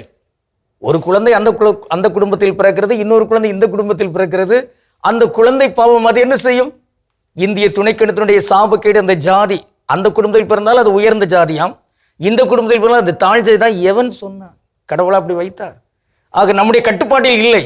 இருப்பினும் எந்த குடும்பத்தில் பிறந்தாலும் சரி, அந்த குடும்பம் நற்குடியாக மாறுவதற்கு அதை ஒரு பொருட்டாக எண்ணி அதற்குரிய முயற்சியை மேற்கொள்கிறாரோ அப்படிப்பட்ட ஒரு சிறந்த மாந்தர் அவரை தோழமையாக ஏற்றல் என்பது மீச்சிறப்பு. இந்த வடிவத்தில் தான் இங்கே நாம் உறுதியேற்க வேண்டும்.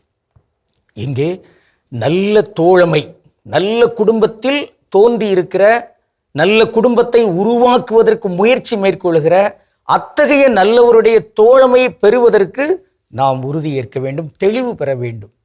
அதோடு நல்ல தோழர்களாகவே நாம் இருக்க வேண்டும். நம் குடும்பத்தை அதற்குரிய குடும்பமாக உருவாக்க வேண்டும்.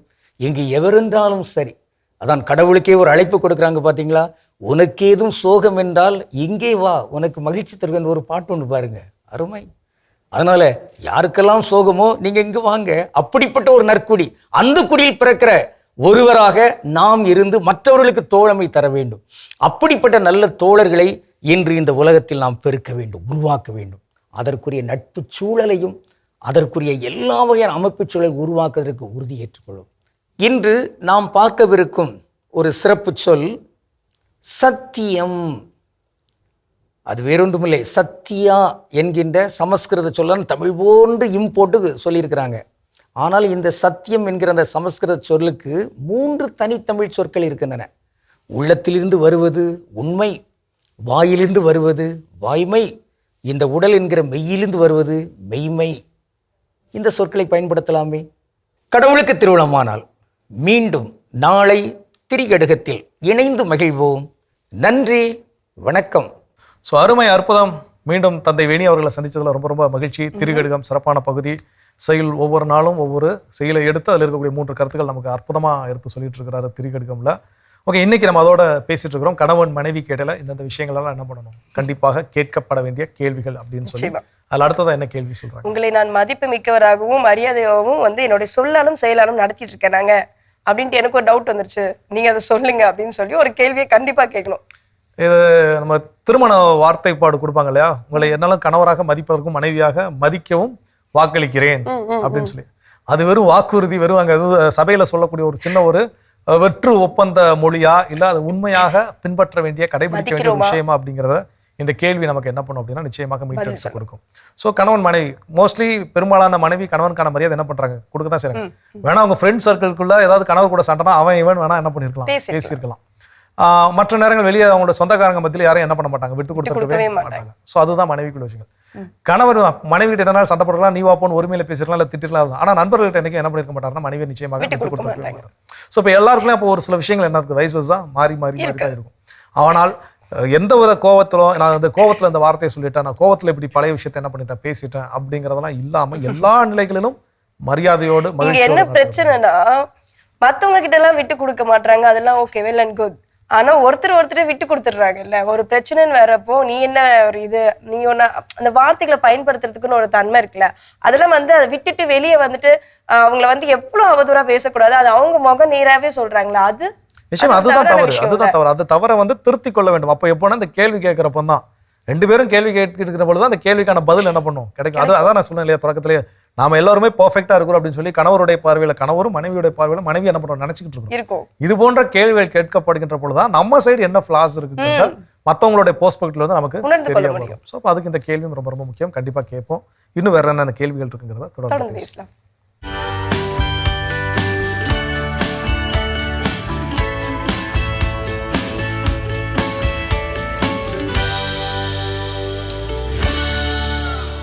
நிமிடத்திற்கு நிமிடம் மாறிக்கொண்டே இருக்கும் 15 வினாடி வீடியோக்கள், நம்மை அறியாமலே சிறைபிடிக்கும் சமூக ஊடக பதிவுகள். எதற்கு சிரிக்கிறோம், எதை பார்க்கிறோம் என்று தெரியாமலே பல மணி நேரங்களை நாம் செலவிடுகிறோமா? பிரெயின் ராட் என்றால் என்ன என்று தெரியுமா? 2000 ஆண்டுகளுக்கு முன்பே இயேசு ஒரு வலையை பற்றி பேசியிருக்கிறாரே, எச்சரித்திருக்கிறாரே. அது இன்டர்நெட் என்னும் வலையையும் குறிக்கிறது என்பதை நாம் தெரிந்து கொள்ள முடியுமா? வாருங்கள், அருள்வாக்கின் ஒளியில் தேடுவோம். மத்தேயு 13:47 வலை உவமையை இயேசு சொல்கிறார். விண்ணரசு என்பது கடலில் வீசப்பட்டு எல்லா வகையான மீன்களையும் வாரி கொண்டு வரும் வலைக்கு ஒப்பாகும் என்கிறார். இந்த வலை நல்ல விஷயங்களையும் கொண்டு வருகிறது, குப்பைகளையும் சேகரித்து வருகிறது.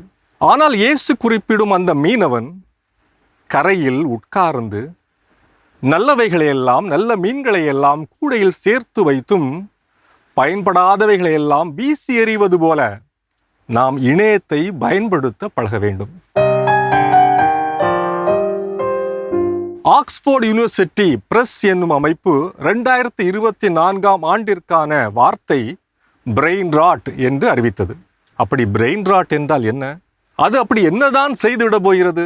பிரெயின் ராட் என்பது அதீத மேம்போக்கான இணைய நுகர்வால் ஏற்படும் ஒரு விதமான மனசிதைவு அல்லது அறிவாற்றலை வற்றிப்போக செய்யும் நிலை என்று சொல்லலாம்.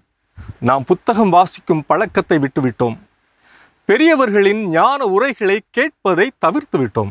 எப்போதும் மொபைல் திரை ஒளிமுகத்தில் பட வாழ்ந்து கொண்டிருக்கிறோம். காலையில் எழும்போது முதல் மாலையில் தூங்கும்போது அந்நாளுக்கு பிரியாவிடை கொடுப்பது வரை மொபைல் போனை பயன்படுத்தி கொண்டே இருக்கிறோம்.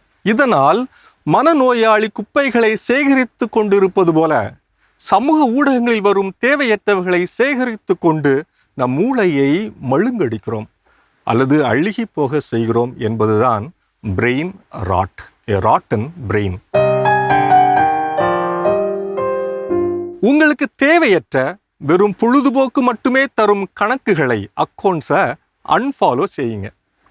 ஒரு நாளைக்கு எவ்வளவு நேரம் சோசியல் மீடியாவிற்கு செலவிடுவீர்கள் என்பதை முன்கூட்டியே தீர்மானியுங்கள். தினமும் குறைந்தது 5 முதல் 10 பக்கங்கள் ஏதாவது ஒரு புத்தகத்தில் வாசியுங்கள். இது உங்கள் மூளையின் நரம்பியல் இணைப்புகளை வலுப்படுத்தும், நியூரல் பாத்வேஸை புதுப்பிக்கும். வெறுமனே மற்றவர்கள் உருவாக்கியதை பார்த்து கொண்டிருக்காமல் நீங்களும் எதையாவது உருவாக்குங்கள். எழுதுங்கள், ஓவியம் வரையுங்கள் அல்லது சமைக்க பழகுங்கள். புதிதாக ஒரு மொழியை கற்க முயற்சி செய்யுங்கள். இயற்கையோடு நேரம் செலவிடுங்கள். இயேசு சொன்ன வலை உவமையில் அந்த மீனவன் வலையை வீசுகிறான். அது நல்ல மீன்களையும் கெட்ட மீன்களையும் அள்ளி வருகிறது. ஆனால் அவன் தீயவைகளெல்லாம் தூக்கி வீசுகிறான், நல்லவைகளை அவன் சேகரித்து வைக்கிறான். அதுதான் பகுத்தறிவு என்றும் மனித ஞானம் என்றும் நாம் சொல்கிறோம். அந்த ஞானத்தை நாம் இன்று டிஜிட்டல் வலைத்தளங்களிலே பயன்படுத்துகிறோமா? இந்த டிஜிட்டல் உலகம் நம் சிந்தனைகளை மழுங்கடிக்காமல் நம் அறிவையும் மனதையும் அது வளர்க்கட்டும். வலை உலகம் நம்மை இருளுக்குள் இழுத்துச் செல்லாமல் நம்மை அர்த்தமுள்ள வாழ்வுக்கு அழைத்துச் செல்லட்டும். பிரெயின் ராட் அல்ல, பிரெயின் growth தேவை. அடிக்ஷன் அல்ல, டிசர்ன்மெண்ட் தேவை. இது வலை உலகம் 360 டிகிரி டிஜிட்டல் உலகிற்கான உங்கள் அகராதி. சிறப்பான பகுதி வலை உலகம் 360 நம்ம பார்த்துட்டோம். இன்றைய நாள கணவன் மனைவிக்குள் கேட்கப்படக்கூடிய இல்ல கேட்க வேண்டிய ஆணித்தனமான சில கேள்விகளை கேட்கணும்னு சொல்லிட்டு பேசிட்டு இருக்கோம். அடுத்த கேள்வி. ஸோ அடுத்ததா கணவன் மனைவி இணைந்து வெற்றி அடைவதற்கு இந்த கேள்வி ரொம்ப ரொம்ப முக்கியமான ஒரு கேள்வி. கணவன் மனைவி திருமண வாழ்க்கையினுடைய வெற்றி அப்படின்னாலே மனைவியை விடுத்து கணவனோ, கணவனை விடுத்து மனைவியோ அப்படிங்கிறது உண்மையான வெற்றி அப்படிங்கிறது கிடையாது. இருவரும் இணைந்து ஜெயிக்கக்கூடிய அந்த வெற்றி தான் வெற்றி. அப்போ அந்த வெற்றிக்கு இந்த கேள்வி ஏன் பயனுள்ளதா இருக்கும் அப்படின்னு நான் சொல்றேன்னா, கேள்வி என்னன்னா, கணவன் மனைவி கிட்டையும் மனைவி கணவன் கிட்டையும் உன்னுடைய கனவு, உன்னுடைய லட்சியத்தை அடைவதற்கு, உன்னுடைய கனவை சென்று அடைவதற்கு நான் என்ன உதவி செய்யணும் நீ விரும்புறீங்க, நான் என்னெல்லாம் செய்யணும், சப்போர்ட் பண்ணணும், அதை எனக்கு என்ன பண்ணணும் சொல்லு. இந்த மோஸ்ட்லி இதை வந்து பெரும்பாலான புரிதல் உள்ள கணவன் மனைவிக்குள்ள இந்த கேள்வி தேவையான்னு கேட்டா தேவையில்லை. ஏன்னா அவங்களுக்கே அதை புரிஞ்சிருக்கும். அவங்களே என்ன பண்ணுவாங்க, ஒருத்தருக்கு மற்றவங்க என்ன பண்ணிடுவாங்க, செய்ய ஆரம்பிச்சிருவாங்க. இருந்த போதிலும் இந்த ஒரு கேள்வி இன்னும் ஒரு கூடுதலான ஒரு தெளிவை என்ன பண்ணும்னா கொடுக்கும். அப்போ இது வரைக்கும் நம்ம செய்யாம இருந்தாலும் கூட இனிமேல் அதுக்கான முயற்சி என்ன பண்ணுவோம், செய்ய நாம் தொடங்குவோம். அப்போ அதற்கு இந்த கேள்வி ரொம்ப ரொம்ப முக்கியம். கேட்போம், ஒரு புரிதல் வரும். தொடர்ந்து பேசலாமே, படத்தை பகுதி பார்க்கலாம்.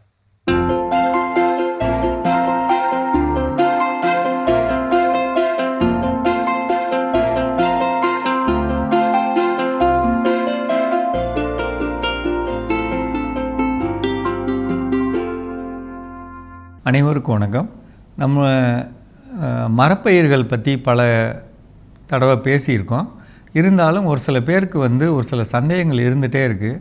முக்கியமாக அதிக ஈரத்தன்மை உள்ள அல்லது அதிக மழை கிடைக்கக்கூடிய கடலூர், விழுப்புரம், செங்கல்பட்டு, திருவண்ணாமலை, ராணிப்பேட்டை, திருப்பத்தூர், கள்ளக்குறிச்சியோட மேல் பகுதி, இந்த பகுதி விவசாயிகள் என்ன கேட்குறாங்கன்னா, நாங்கள் சந்தன மரம் போடலாமா, செம்மரம் போடலாமா?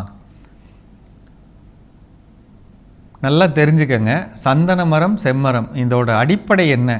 இந்த மரத்தோட அடிப்படை என்ன அப்படின்னா, செம்மரம்ங்கிறது தண்ணீரே இல்லாத இடத்துல, மழையே கிடைக்காத இடத்துல வளர்கிற ஒரு பயிர். கருவேல மரம் மாதிரி தண்ணியே இல்லாத இடத்துல வளர்கிறது. அப்போ தான் அதோடைய செல்கள்லாம் இறுகி ஒரு நல்ல இறுக்கத்தன்மை வர்றதுனால அதோடைய பலம் அதிகரித்து விற்பனை அதிகரிக்கும். அதுதான் அந்த மரத்தோட தன்மை. தண்ணி கிடைக்கக்கூடாது. 5ஆவது வருஷத்துக்கு அப்புறம் நம்ம மழை எப்போ பெய்யுதோ அப்போ தான் தண்ணி கிடைக்கணும். நம்மளாக தண்ணி பாய்ச்சக்கூடாது. அப்படி இடம் எங்கே இருக்கோ அங்கே போட வேண்டியதான் செம்மரம். சந்தன மரம் அப்படின்னாலுமே எங்கே தண்ணி கிடைக்காதோ அல்லது இயல்பாக மழை மானாவாரியில் எங்கே தண்ணி கிடைக்குதோ அந்த மாதிரி இடத்துல மலைப்பகுதிகளில் அல்லது காய்ந்த ஒரு அல்லது சரளைமண் காட்டில் போட வேண்டிய ஒரு பயிர் சந்தன மரம். அந்த மரங்கள்லேருந்து தான் 20 வருடம் கழித்தோ 25 வருடம் கழித்தோ வெட்டும்போது சந்தன மரத்துலேருந்து எண்ணெய்க்கான மரம் கிடைக்கும். செம்மரத்துக்கு நடுவுலுக்கு அந்த சேவுன்னு சொல்லக்கூடிய சிவப்பு கடினமான பகுதி கிடைக்கும். நீங்கள் அதிக தண்ணீர் இருக்கிற இடத்துல போட்டிங்கன்னா 40 வருஷம் 50 வருஷம் ஆனாலும் அந்த மரம் விற்பனைக்கு ஏற்ற மாதிரி வராது. அது விறகுக்கான மரமாக தான் இருக்கும். 2வது பாயிண்ட்டு, இந்த மரங்களை விற்பனை பண்ணும்போது உங்கள் மாவட்ட தலைநகரத்தில் இருக்கக்கூடிய வனத்துறை அலுவலகத்தில் ஒரு வார்த்தை கேட்டுக்கணும். அவங்க வச்சிருக்கக்கூடிய வியாபாரிகளோட அடிப்படையில் அதை விற்பனை பண்ணலாம். அல்லது தனியார்கிட்ட விற்பனை பண்ணுறதுனாலும் பணத்தை வாங்கிட்டு 10 ரூபாய் கம்மியாக விற்றாலும் பணத்தை வாங்கிட்டு பொருளை கொடுக்கணும். நிறையா விஷயங்கள் என்ன நடந்துட்டுருக்குன்னா, பொருளை வாங்கிட்டு பணம் கொடுக்க மாட்டேங்கிறாங்க. கொடுத்துட்டு ஏமாந்து போகக்கூடாது. இந்த 2 பொருளை பொறுத்தளவில் கவனமாக இருக்கணுங்க. விற்பனையை அடிப்படையில் வச்சு நடவு செய்யணும். புதுசாக நடவு செய்யணும்னா இந்த மரங்களை பொறுத்தளவில் முடிஞ்ச அளவுக்கு 15 அடி அளவுக்கு கிளைகள் இல்லாமல் பார்த்துக்கணும். ஒரே தண்டாக மேலே பிரியலாம், ஆனால் கீழேருந்தே 2ஆக பிரியக்கூடாது. அது சரிப்பட்டு வர்றதில்லை. அது உங்களுக்கு எதிர்காலத்தில் அந்த தேவைப்படக்கூடிய கன அடி அல்லது தேவைப்படக்கூடிய மரத்தோட அளவு கிடைக்காம போகுது. அதனால் அது செய்யக்கூடாது. கொஞ்சம் பாருங்கள், கவனமாக இருக்கணும். முடிஞ்ச அளவுக்கு இந்த மரங்களை நான் சொல்லக்கூடிய இந்த பகுதிகளில் களிமண் நிலங்களில் போடாமல் தவிர்க்கிறது நல்லது. போடக்கூடாது. காரைக்கால், பாண்டிச்சேரி, இப்போ நான் சொன்ன மாவட்டங்கள்லாம் இருக்கு இல்லைங்களா, களிமண் நிலத்தில் கண்டிப்பாக போடக்கூடாது. அதே நேரத்தில் ஒருவேளை செம்மண் இருந்து இந்த பகுதியில் அதிக மழை கிடைக்காது அல்லது மழை பெஞ்சால் தண்ணி நிற்காதுங்கிற இடத்துல போடுங்க. அதுவும் கவனம் இருக்கணும். நீங்கள் அந்த தோட்டத்தில் குடியிருந்து நீங்கள் வைக்கிறதா இருந்தால் அந்த மரத்தை வச்சுக்கலாம். அல்லது உங்களுக்கு வேலையாள் இருக்காங்க, அவங்க கண்ணும் கருத்துமாக பார்ப்பாங்க, அப்படின்னா வச்சுக்கலாம். அந்த மரம் என்ன மரம்னு யாருக்கும் சொல்லக்கூடாது. உங்கள் தோட்டக்காரங்களுக்கே சொல்லக்கூடாது. எப்போவும் ஒரு தோட்டம் இருக்குன்னா அதோட நடுப்பகுதியில் வச்சுக்கிறது நல்லது. அடுத்தவங்களோட கண் பார்வையிலெல்லாம் வச்சுக்கிறது நல்லது. ரொம்ப கவனமாக செய்யணுங்க. செஞ்சுட்டு 20 வருஷம் வெயிட் பண்ணி வேற ஒருத்தர் வெட்டிட்டு போகிற மாதிரி பண்ணக்கூடாது. கவனமாக இருக்கணும். சரிங்களா? மீண்டும் சந்திப்போம். அருமையான உழவும் உயர்வும் பகுதி பார்த்துட்டோம். அதோட இன்னைக்கு நம்ம பேசிட்டு இருக்கிறோம் கடவுள் வணக்கம் நிகழ்ச்சியில் கணவன் மனைவிக்கு இடையில் கேட்கப்பட வேண்டிய கேள்விகள் அடுத்ததான் என்ன? என்னில் மாற்றி கொள்ளக்கூடிய ஏதாவது ஒரு விஷயம், அதாவது நான் ஒரு பெட்டர் பார்ட்னரா இருக்கணும் உங்களுக்கு அப்படின்னா எனக்குள்ள நான் ஏதாவது வந்து சேஞ்ச் பண்ணிக்கணுமா, ஏதாவது ஒரு விஷயம் சொல்லுங்க அப்படின்ற கேள்வியை கேட்கணும். நிச்சயமாக இந்த கேள்விக்கான விடை சில நேரங்கள் இருக்கலாம், சில நேரங்கள் அவங்க என்ன சொல்லலாம், அப்படிலாம் எதுவுமே மாற்று கொள்வதற்கு எதுவுமே இல்லை, ஒண்ணுமே இல்லை, வந்து ஒரு சிறந்த கணவராக இருக்கீங்க, நீங்க வந்து சிறந்த மனைவியா இருக்கீங்க அப்படிங்கிற பதில்கள் என்ன பண்ணலாம் கிடைக்கலாம். சில நேரங்கள்ல ரொம்ப அதை வற்புறுத்தி கேட்ட பிறகு இந்த விஷயத்தை என்ன பண்ணிக்கோங்க, சேஞ்ச் பண்ணிக்கோங்க அப்படிங்கிறத சொல்லலாம். ஸோ அப்போ இந்த சேஞ்சஸ் அப்படிங்கிறது நிச்சயமா நான் இந்த சேஞ்சஸை பற்றி வரப்போ அது தன்னிலை மாற்றம், அதுதான் வந்து ஒரு நிரந்தர மாற்றமே தவிர பிறர் ஒருத்தவங்க சொல்லி இதை வற்புறுத்தி இதை செய்யணும் அப்படின்னு சொல்லி வரக்கூடிய மாற்றங்கள் எல்லாமே டெம்பரவரி தான். அந்த அதான் நான் ஏற்கனவே முன்னாடி சொல்லியிருப்பேன் நினைக்கிறேன். லவ் பண்ணும்போது இருக்கக்கூடிய அந்த ஒரு சூழல் அப்படிங்கிறது வேற, திருமண வாழ்க்கை அப்படிங்கிற ஒரு சூழல் என்பது வேற. அப்போ காதலிக்கின்ற பொழுது அந்த காதலி பார்க்கறதே நேரம் குறைஞ்ச நேரமா இருக்கும். அப்போ அந்த நேரத்தில் அவங்களுக்கு பிடிச்ச மாதிரி இருக்கணும், அவங்க பிடிச்சதை செய்யணுங்கிறக்காண்டி எல்லாத்தையும் என்ன பண்ணுவாப்புல மாற்றிக்குவார். அதுக்கு பையனாக இருந்தாலும் சரி பொண்ணாக இருந்தாலும் சரி. ஆனால் திருமணத்துக்கு பிறகு அப்படிங்கிற விஷயம் அது எல்லா நாளும் ஃபாலோ பண்ண முடியுமான்னு கேட்டால் நிச்சயமாக முடியாது. அப்போ அந்த நேரங்களில் தான் அது ரியாலிட்டி லைஃப் என்ன அப்படிங்கிறது வெளிப்படும். வெளிப்படுறப்ப தான் இருக்கக்கூடிய சண்டை சச்சரவு. அப்போ அந்த சூழலில் இந்த ஒரு கேள்வி அது எனக்குள்ள உண்மையான ஒரு புரிதலை ஏற்படுத்தியிருக்கு. நான் மனதை திறந்து கேட்கிறேன், அவங்க என்ன பண்றாங்க, ஒரு பதில் ஒன்று சொல்றாங்க, இதை நீங்க மாத்திக்கோங்க நல்லா இருக்குன்னு சொல்லி அதை நான் உணர்ந்து திருந்தினாத்தான், அதை உணர்ந்து மாற்றி கொண்டாத்தான் அது பெர்மனண்டா இருக்கும். அப்போ இந்த கேள்வி முக்கியம், கேள்விக்கான விடை முக்கியம். ஆனா மாற்றம் அப்படிங்கிறது தன்னிலை மாற்றத்தில். மற்ற கேள்விக்கெல்லாம் விடைகள் பிரச்சனை கிடையாது. இந்த கேள்விக்கான விடை நம்ம மாத்திக்கிறோம் அப்படின்னா அது என்னிலிருந்து அந்த மாற்றம் என்ன முதலில் தொடங்க வேண்டும். கண்டிப்பா ஜோனா, இன்னும் தொடர்ந்து பேசலாமே. பார்த்த பகுதி பார்க்கலாம்.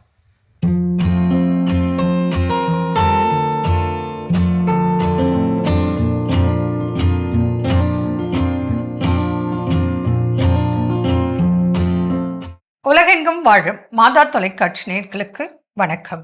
இந்த நிகழ்ச்சியில நம்ம பார்க்க போறது ஒரு பேஷண்ட்க்கு கிட்னி ப்ராப்ளம் எதனால வர வாய்ப்புகள் மிக மிக அதிகம்.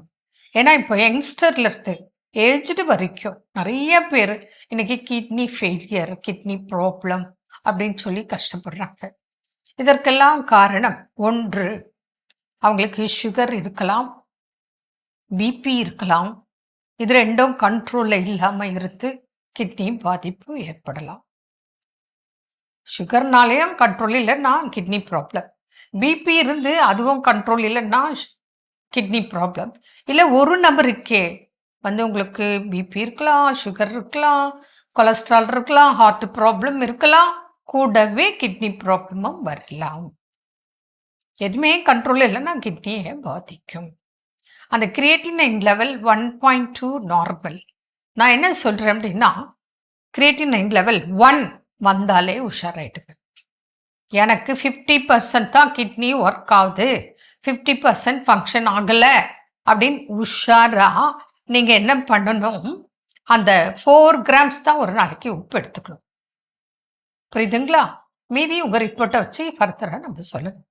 அடுத்தது, சிலர் வந்து சில நோய்களுக்காக வருடக்கணக்கில் பல மருந்துகளை எடுப்பாங்க, அதனாலேயும் சிறுநீரகங்கள் பாதிப்பு ஏற்படும். இன்னும் சிலர் பெயின் கில்லர்ஸ், அதாவது வயிற்று வலி இருக்கலாம், மூட்டு வலி இருக்கலாம், சில நோய்கள் வலி நிவாரண மாத்திரைகள், தலைவலி கூட இருக்கலாம். அடிக்கடி அந்த வலி நிவாரண மாத்திரைகள் சாப்பிட்றதுனாலையும் கிட்னி ஃபெயிலியர். இப்போ கோவிட் வந்துச்சு. கோவிடுக்கு பிறகு நிறைய பேருக்கு நான் பார்க்குறேன் வர்றாங்க பேஷண்ட். அதுக்கு முன்னாடி சுகர் இல்லை, ரொம்ப சின்ன வயசு, ஒரு டென்ஷன் ஒன்றுமே இல்லை. ஆனால் கோவிட் வந்திருக்கு, கோவிட் வந்த பிறகு அவருக்கு சுகர் இருக்குது. அதே போல் கோவிட் வந்திருக்கு, அதுக்கப்புறம் சிலருக்கு ஹார்ட் பிரச்சனை இருக்குது. கோவிட் வந்திருக்கு, அதுக்கு பிறகு அவங்களுக்கு கிட்னி ப்ராப்ளம். இது காரணம். அடுத்தது, சில காய்ச்சல்கள் வரலாம். சில காய்ச்சல்கள் 2-3 காய்ச்சல் கூட பாதிப்பு ஏற்படலாம். ஓரிரு மாதங்கள்லேயே கூட ஒரு 2 வகையான காய்ச்சல், 3 வகையான காய்ச்சல் கூட சிலருக்கு வந்திருக்கு. அவங்க எடுக்கக்கூடிய அந்த நேரத்துக்கு உயிரை காப்பாற்றக்கூடிய ஆன்டிபயோட்டிக், ஏன்னா ஓவர் டோஸ் கொடுத்தாதான் அவங்கள அந்த நேரத்துக்கு காப்பாற்ற முடியுங்கிற சூழல், அதில் இவங்க பாதிப்பு ஏற்பட்டு அதனால கிட்னி ப்ராப்ளம். சிலருக்கு பிறவிலேயே சிறுநீரகங்கள் சின்னதாக இருக்கலாம். இதை விட இன்னும் சொல்ல போனால், இப்போ கருவுற்ற பெண்மணி இருக்கா, அவளுக்கு ரெகுலராக ஸ்கேன் செக்அப் பண்ணுவாங்க. பண்ணிட்டு அப்பவே சொல்லுவாங்க இவங்களுக்கு சில ஆர்கன்ஸ் சின்னதா இருக்கு, அதனால இந்த குழந்தை வேண்டாம், மூளை வளர்ச்சி குன்றி இருக்கு, ஹார்ட்டு இது துடிப்பு சரியில்லை, இல்லை ஒரு கிட்னி தான் இருக்கு, அது கூட சின்ன சைஸ்ல இருக்கு, இல்லை 2 கிட்னி இருக்கு ஆனா சின்ன சைஸ்ல இருக்கு, இவங்களுக்கு அந்த உறுப்பு வளர்ச்சி இல்லை, அதனால இந்த குழந்தை வேண்டான்னு சொல்லுவாங்க. அதை நம்ம கேட்கறது இல்லை. சிலர் வந்து ஓகே அபார்ட் பண்ணிடுறாங்க. சிலர் வந்து அவங்களுக்கு ஏற்கனவே கல்யாணம் ஆகி குழந்தை இல்லாம இருந்திருக்கும் பல ஆண்டுகளாக, இப்பதான் கருத்தரிச்சிருப்பாங்க. ஏன்னா அப்படிலாம் பேஷண்ட் நாங்க பாக்குறோம். அப்ப கருத்தரிச்சதுனால அவங்க என்ன பண்ணுவாங்க, இவ்வளோ நாள் குழந்தை இல்லை, இப்போ குழந்தை நமக்கு கருத்தரிச்சிருக்கு, இந்த குறைபாட்டினால கிட்னி ப்ராப்ளம் இன் ஃபியூச்சர் வரும்னு சொல்றாங்க. ஆனா நமக்கு இப்போதைக்கு குழந்தை வேணும், அது கிட்னி ப்ராப்ளமா அது அப்புறம் பார்த்துக்கலாம் அப்படின்னு சிலர் இருக்காங்க. ஹஸ்பண்ட் அண்ட் ஒய்ஃபே பேசி டிசைட் பண்ணி அந்த குழந்தைய கருவை வளர்த்து டெலிவரி பண்ணவங்க இருக்காங்க. அப்போ அது என்ன ஆகும், 1 or 2 இயர்ஸ்லயே இல்லை சில நாட்கள் சில மாதங்கள்லேயே அவங்களுக்கு அந்த கிட்னி ப்ராப்ளம் தெரிய ஆரம்பிக்கும். அப்போ ஓடி வருவாங்க. அப்போ இது பெருவிலி குறைபாடு இருக்கு அவங்களுக்கு. அதனால்தான் உங்களுக்கு அந்த குழந்தை வேண்டான்னு சொன்னாங்க. ஆனா நீங்க குழந்தை இல்லாததுனாலயோ இல்லை இந்த குழந்தை இருக்கட்டும் அப்படிங்கிறதுனாலயோ நீங்க அந்த குழந்தைய பெத்து எடுத்துக்கிறீங்க. அப்போ அது கிட்னி ப்ராப்ளம். இப்போ தூக்கிட்டு ஓடி வராங்க, இந்த மாதிரி கிரியேட்டினைன் அதிகமா இருக்கு, என்ன செய்யணும்? அங்க ரிப்போர்ட்ல பார்த்தா கிட்னி 2 சின்னதா இருக்கு, சுருங்கி காணப்படும். இதனால எல்லாம் இன்னைக்கு கிட்னி ஃபெயிலியர் வருது. சரி, ஓகே, இதுக்கு என்ன சிம்டம்ஸ் பார்த்தோன்னா, ஜென்ரலா காலையில எழுந்த உடனே முகம் வீக்க காணப்படும், ஆரம்ப அறிகுறி. சிலருக்கு தொங்க போட்டு டிராவல் பண்ணாலோ உட்கார்ந்துருந்தாலோ கால் வீக்கம் வரலாம், வயிறு உபசம் இருக்கலாம், குமட்டல் இருக்கலாம், வாந்தி இருக்கலாம், அடிக்கடி சளி இருமல் இருக்கலாம், நடந்தா மூச்சு வாங்கலாம், அனிமிக் ஆகலாம், ஹீமோகுளோபின் லெவல் குறையும். அப்போ அவங்களுக்கு குளிர், நடுக்கம், லூஸ் மசில்ஸ், இல்லை பாடி ஃபுல் வீக்கம் இப்படியெல்லாம் வரலாம். உடம்புல அரிப்பு ஏற்படலாம். இது மாதிரி நிறைய அறிகுறிகள் இருந்தால் நீங்க உடனே நம்ம கிட்னி என்னாச்சு ஏதாச்சு ஸ்கேன் பண்ணணும். ஜிஎஃப்ஆர் லெவல் குறைஞ்சிருக்கலாம், ஹீமோகுளோபின் கட்டாயம் குறைஞ்சிருக்கும், கிட்னி சுருக்கம் ஸ்கேன் பண்ணி பார்க்கும்போது சுருங்கி வர்றது அறிகுறிகளாக தெரியும். இதெல்லாம் வச்சு நம்ம ரிப்போர்ட்டை வச்சு அதுவும் ஆரம்பத்திலேயே பார்க்கும்போது நிச்சயமாக டயாலிசிஸ் இல்லாமல் பாதுகாக்கும் வழிமுறைகள் இருக்கு. இதை தவற விட்டோம்னா டயாலிசிஸ், ஒன்ஸ் டயாலிசிஸ் ஆரம்பிச்சிட்டோம்னா கொஞ்ச நாள்ல உங்களுக்கு மாற்று கிட்னி அறுவை சிகிச்சை செய்யும். இதுதான் கிட்னி ப்ராப்ளத்தோட கண்டிஷன். அதனால உங்களுக்கு கிரியேட்டினைன் லெவல் 1 இருக்கா, 1.2, 1 இருக்கா, அப்பவே 50% நமக்கு கிட்னி ஃபங்க்ஷன் ஆகலைன்ற உஷாரில் நீங்கள் அப்போவே ஸ்டார்ட் பண்ணிடணும்.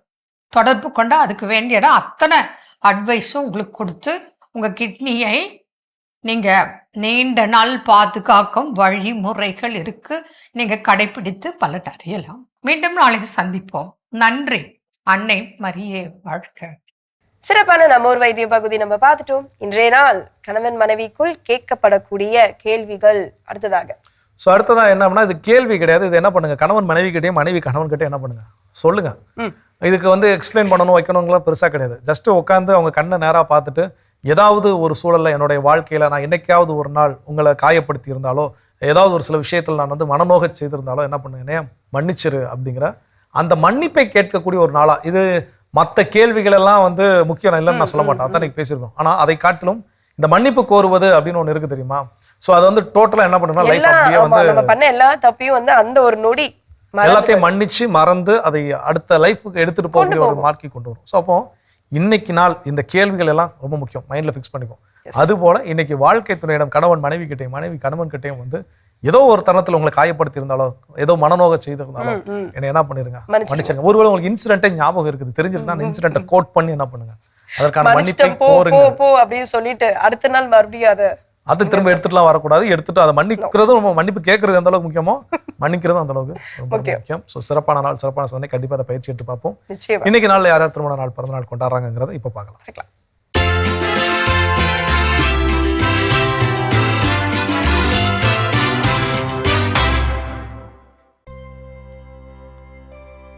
சின்னாலப்பட்டியை சேர்ந்த ரோஷன் நினா இன்று தங்களது திருமண நாளினை கொண்டாடுகிறார்கள்.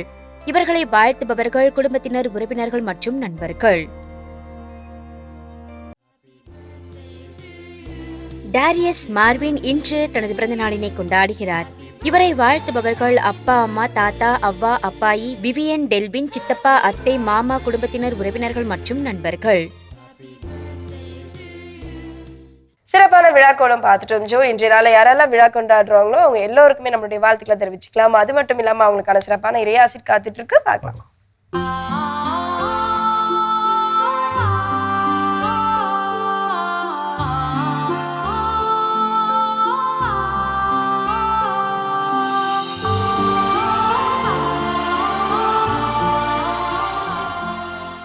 என் அன்பிற்கினிய மாதா தொலைக்காட்சி நேயர்களே, உங்கள் அனைவருக்கும் ஆண்டவர் இயேசுவின் இனிய நாமத்தில் எனது காலை வணக்கத்தை தெரிவித்துக் கொள்கிறேன். இன்றைய நாளுக்காக நாம் தேர்வு செய்திருக்கக்கூடிய இறை வார்த்தை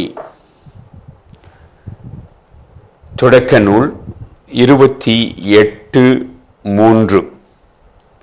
எல்லாம் வல்ல இறைவன் உனக்கு ஆசி வழங்கி நீ பல இனங்களுக்கு தந்தையாகும்படி உன்னை பலுகி பெருகச் செய்வாராக என்பதாகும். நேற்றைய நாளிலே கடவுள் ஆபிரகாமுக்கு கொடுத்த ஆசி மொழியை நாம் நினைவு கூர்ந்தோம். இன்றைய நாளில் ஆபிரகாமினுடைய மகன் ஈசாக்கு அவருடைய மகன் யாக்கோபுக்கு கொடுத்த ஆசி மொழியை வாசிக்க கேட்டோம். இது எதை காட்டுகிறது? நாம் பெறுகிற ஆசீர்வாதம் தொடர்ந்து அடுத்த தலைமுறைகளுக்கு கொடுக்கப்படுவதற்காக கடவுளால் கொடுக்கப்படுகிறது என்பதனை காட்டுகிறது. நாம் பெறுகிற ஆசீர்கள் நாமே வைத்து அனுபவித்து யாருக்கும் கொடுக்காமல் விட்டு செல்வதற்காக அல்ல, மாறாக நாம் பெறுகிற ஒவ்வொரு ஆசீரும் கடவுள் தொடர்ந்து பல தலைமுறைகளுக்கு நம்மால் கடத்தப்பட வேண்டும், கொடுக்கப்பட வேண்டும் என்று விரும்புகிறார். அதனை உணர்ந்தவராக ஈசாக்கு தன்னுடைய மகன் யாக்கோபை பார்த்து அவருக்கு இந்த ஆசீரை வழங்கினார்.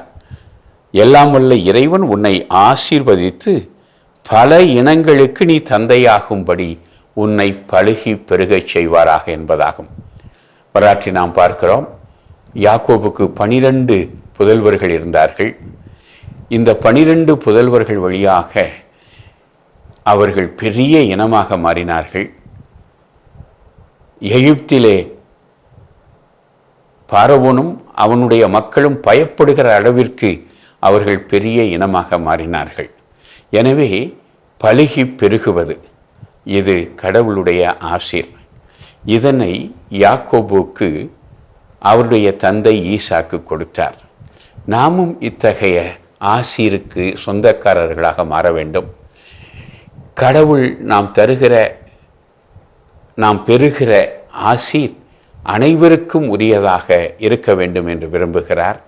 எனவே மாதா தொலைக்காட்சி நேயர்கள் அனைவரும் அவர்களுடைய இனம் பெருக வேண்டும், அவர்களுக்கு சந்ததிகள் கிடைக்க வேண்டும், நன்மக்களாக அவர்கள் இருக்க வேண்டும். எப்படி கடவுள் அவர்களை ஆசீர்வதிக்க வேண்டும் என்று உங்களுக்காகவும் பிறருக்காகவும் மன்றாடுவோமாக. இறைவா, ஈசாக்கு வழியாக யாக்கோபுக்கு நீர் கொடுத்த ஆசீர்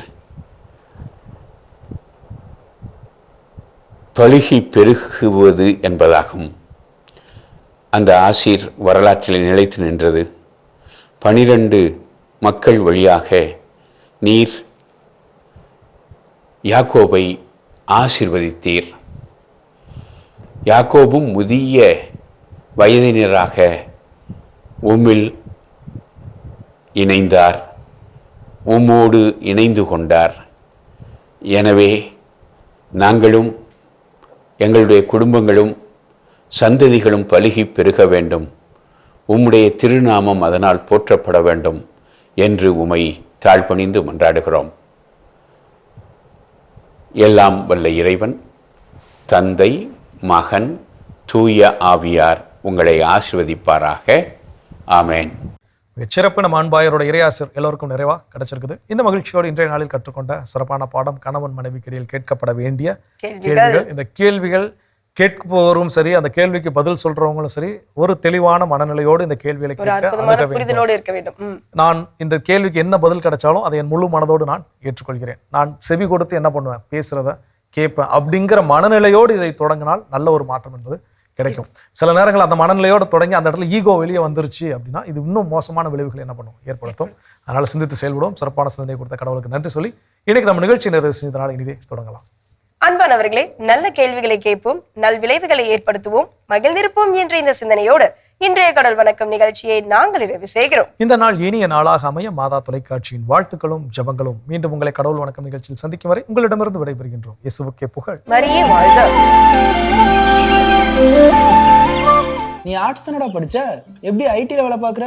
எந்த டிகிரினாலும் பரவாயில்லண்ணா. சென்னையில் இருக்க எஸ்எல்ஏ ஐடி ட்ரைனிங் இன்ஸ்டியூட் தான் நான் ட்ரைனிங் எடுத்தேன். மாதம் 30,000 சம்பாதிக்கிறேன். சூப்பர்டா. For IT training and placement, contact 8870767784.